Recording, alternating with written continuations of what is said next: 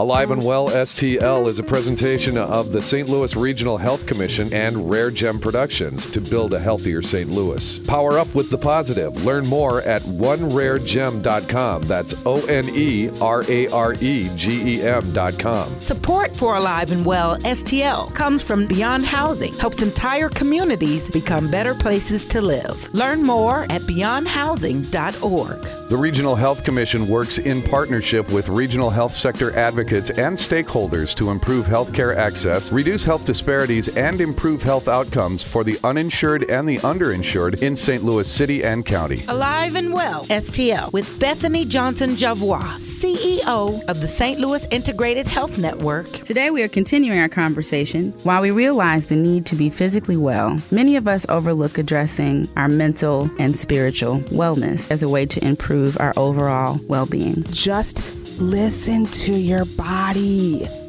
Be honest about where you are, about how you're feeling. Pain and some of the issues that we're talking about thrives in the dark. It's because we won't talk about it. It's because we won't address the trauma or the anger or the hurt or the pain that it continues to thrive and eat away at us. Be honest about where you are and be willing to then, in your honesty, decide what step makes sense for you. So not to just know, but now that you know, you're accountable, do something about it. We are learning through Alive and Well STL together. In order to be physically well, we must also be mentally and spiritually well. We want to take the time to recognize small steps that you and your family can take in order to achieve wellness this year. We'll be right back. Riisa, tell us what you have resolved to do to be more alive and well in 2015. Well, for me, spiritual focus is critically important. So what I do is make a daily practice of spending time. For me, it's in the Bible, so reading and that meditation. That I've been doing over the past several years. So this year, just to take it a step further, I reflect and I write, because that's another thing that I've promised myself I will do, is to write more. And I write about how that impacts me. And then I think about ways that I'm going to use that throughout the week. And so to keep myself accountable, I'm starting with my church a youth group of young people to look at how we walk out our spirituality and what does that look like in real life, and how can we hold ourselves accountable for being the principles that we are supposed to embody. Alive and Well STL.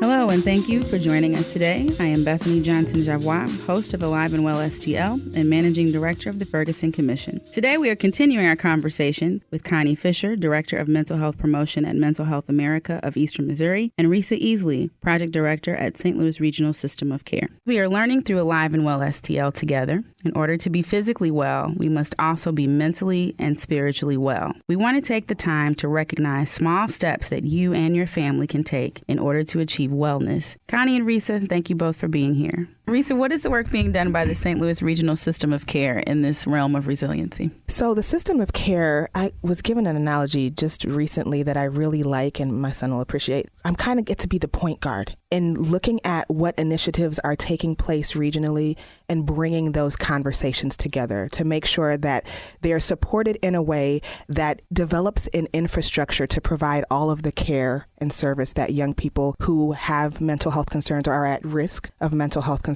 would need. And so we are not providing direct services, but providing a framework so that those who are can understand what's existing, how they overlap, and how to provide the greatest impact to the largest amount of young people throughout the region. So what are you finding as you look at different pieces and pockets of work trying to bring all these things together? Is there good news that you can share about the region?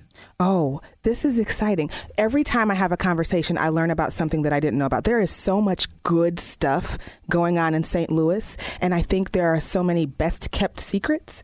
And so I have the privilege of going and drinking from fire hoses and amassing all of this information and connecting dots. So there's a lot of good stuff going on. The Alive and Well, the Trauma Informed is something that's been resonating with so many different audiences. When we talk about the work that MHA is doing and talk about their resilience and burnout and stress management workshops, that's something that people can definitely ascribe to. There's a lot of work that's being done on the other end that's looking at implicit bias or cultural competence, looking at class standards. And so being able to find all those pieces and looking creatively at things that impact young people's lives that we might not have thought about because we're expanding the audience and broadening the funnel just shows me how much there is that's going on. And it gives me hope about how much we can actually transform the outcomes in our regions when we start to pull these pieces together. So I'm excited, and the plan will be developed by September. That's our goal. And to be able to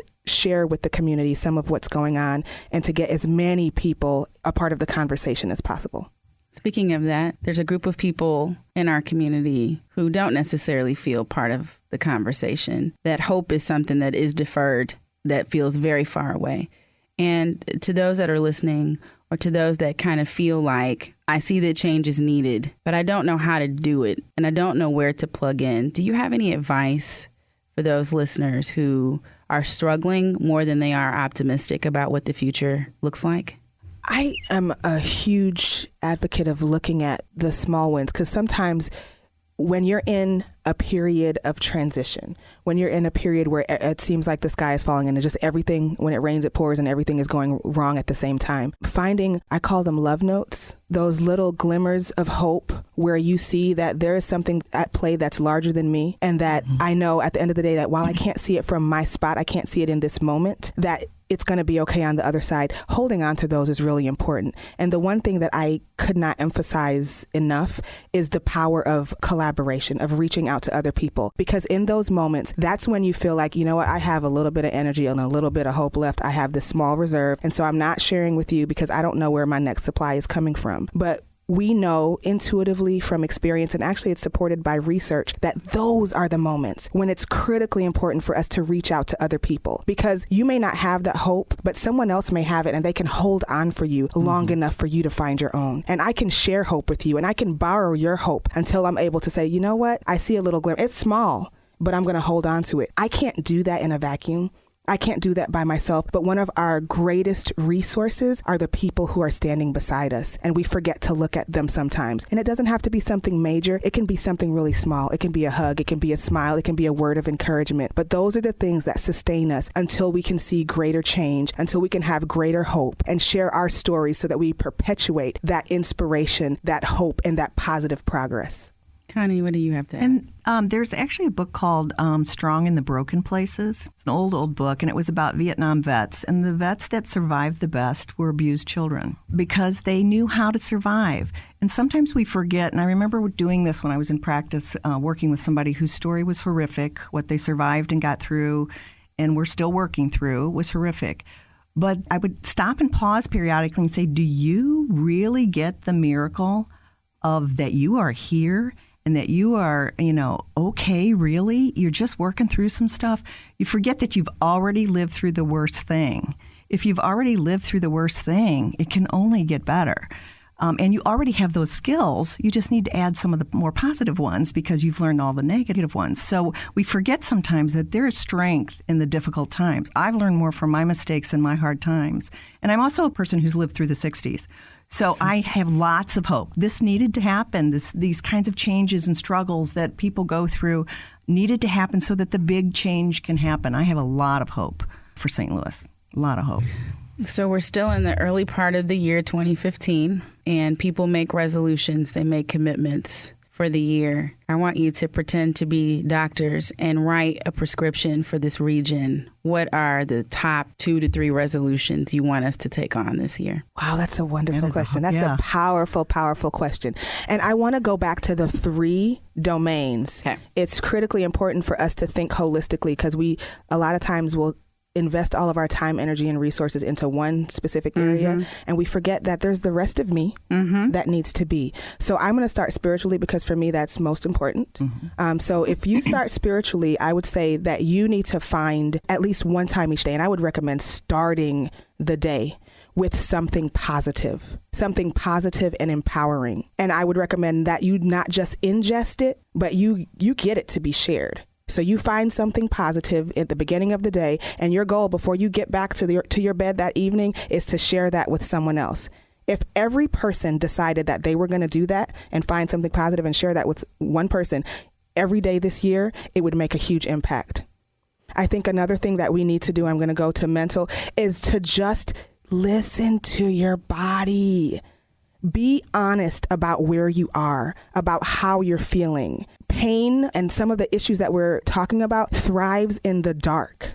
It's because we won't talk about it. It's because we won't address the trauma or the anger or the hurt or the pain that it continues to thrive and eat away at us. Be honest about where you are and be willing to then, in your honesty, decide what step makes sense for you. So not to just know, but now that you know, you're accountable, do something about it. So that could be calling someone and saying, you know what, I'm having a really tough time and I need some help with this. That could be calling a professional and saying, you know what, I've done everything I know to do and I need some counseling. Because if we start to think that way, we change the paradigm. And so mental health doesn't become a bad word. It becomes something that is a part of all of us, that we're all invested and committed to engaging in and promoting together. And then physically, get up and walk. Just walk. That's simple. Get up and walk every day. If you can get 5,000 steps in a day, that's a great start. Other people are in different places and they like to be in the gym or whatever else you do, that's fine. But get up and move every day. We have to start thinking more holistically about our health and our well-being. We have to start thinking outside of ourselves and think about how it impacts others. So when you get up, take somebody up with you and go outside and take a walk. If you can't go outside, walk around your house. I'm on this new fitness program because that's one of my goals as well this year. One of my programs was a walk-jog combination thing.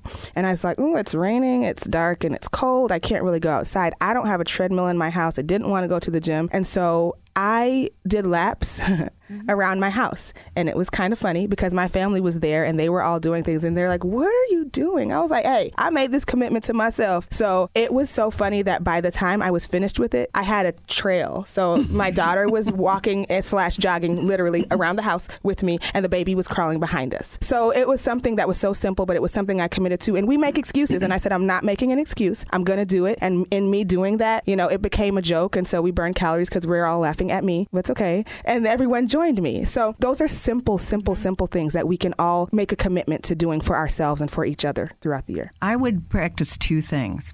One is acceptance. Now, people misunderstand acceptance. They think it means I'm okay with this or it's fine. And acceptance is not tolerance. It is not. Acceptance means it is what it is. We used to have a saying in our office that it is what it is. It becomes what you make of it. So you first have to accept the facts before you can take an action. When you try to change things you don't have control over, you feel out of control. But if you accept, okay, this is the way it is. Given that this is the way it is, what are my choices in my reaction? That's where you're powerful. So that empowers you and makes you not feel so hopeless, not feel so helpless, because you take control and the control starts with you.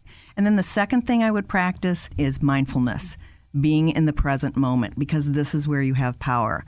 We what if and scare ourselves into the future. We have no power over the future except to be in the present and make choices and plans. We guilt ourselves into the past. We have no power over the past except to own what we've done, make apologies and amends, and or learn from our mistakes. When we go to those two places, we disempower ourselves. So if you do those two things, practice mindfulness and acceptance, you will make phenomenal changes in your life. Those two things are very hard to practice. But when you do them, you feel much better. Well, Riisa and Connie, thank you for joining us today and for bringing this wealth of information and wisdom to our region and beyond. As we wrap up, is there anything else that you want to share in closing? I just think that you can do this. You can make a difference in your mental health and your physical health. It is not that hard. You can do that. And I think people make the mistake of thinking they can't. And I just want to say, I am really proud of our region. It wasn't in my plan to move to St. Louis. I didn't see myself here, but this is the best move I've ever made. And so for those who don't feel that same level of hope or optimism, I want to extend that for you. Until you're there yourself, you can borrow some of mine. I'm really hopeful for this region. I'm proud of St. Louis. I'm proud of the work that's going on and the progress that we're making. And I'm excited for what lies ahead for us. Well, thank you everyone for joining us for another lively episode of Alive and Well St. Louis. We look so forward to speaking with you again next week. And if you want to learn more or get more information about how to live your life emotionally well or need to find resources for professional help, please visit the website of Mental Health America of Eastern Missouri at mha-em.org. For more information about today's program and to become involved in our Alive and Well STL, download the smartphone application Bonfire, BONFYRE, and search for Alive and Well, or visit us online at aliveandwellstl.com. We'll be back again next week. Thanks for listening. You are invited to join the conversation. If you, your family, or your organization is interested in talking about how we better the well-being of the region, sign up for more information, join the conversation, log on to aliveandwellstl.com, and let's build a plan on how we can work together and improve our overall health and become alive and well. The Regional Health Commission, with Chief Executive Officer Robert Friend Jr., committed to providing a detailed review of change over the past decade in 14 leading health indicators for the city and county of St. Louis. The first decade review of health status report, an update to building a healthier St. Louis. Discover the narrative, the data, and celebrate the progress already made to improve healthcare access and reduce health disparities in our region. Learn more at stlrhc.org. Alive and Well STL is another positive production of Rare Gem Productions. Thanks for listening.